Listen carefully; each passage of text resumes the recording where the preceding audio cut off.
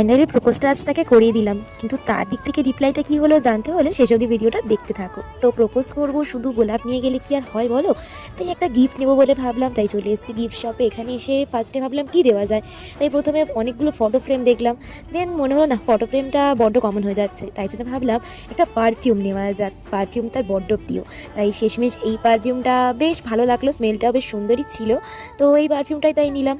এই রে বোধহয় ধরা পড়ে গেলাম না, লেডিস পারফিউম দিয়ে প্রপোজ, ব্যাপারটা বড্ড অড না?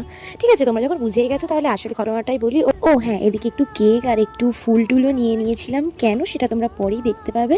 চলো এবার ঘটনাটা তোমাদেরকে বলি। আসলে ঘটনাটা হয়েছিল কিছু এরকমই, আমি আমার বোনের বার্থডেটা মিস করে গিয়েছিলাম, কারণ আমার ভুলো মনের জন্য।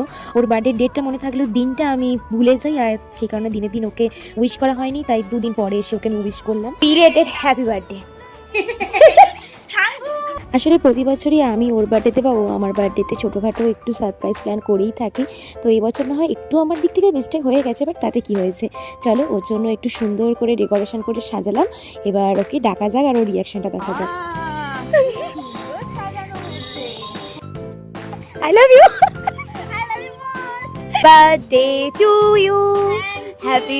তো ব্যাস এইভাবেই ছোটোখাটো একটা আয়োজন করলাম ওর জন্য। দেন ও একটু কেক কাটিং করলো, তারপর আমি ওকে, ও আমাকে খাইয়ে দিল। দেন ছোটো একটা গিফট ওর জন্য এনেছিলাম, তো ও আনবক্সিং করলো।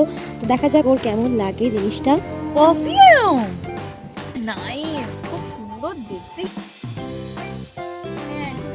ভালো লেগেছে? ফাইনালি গিফটটা যে ওর পছন্দ হয়েছে এটা দেখি আমার বেশ ভালো লাগলো। তারপর ওকে আমি একটু মিষ্টি মুখ করিয়ে দিলাম, বার্থডে গার্ল বলে কথা। তো তারপরে দুজন মিলে বেশ গল্প আড্ডার মধ্যে দিয়ে একটু সুন্দর সন্ধে কাটলো। আজকের মতো এইটুকুই, বাই।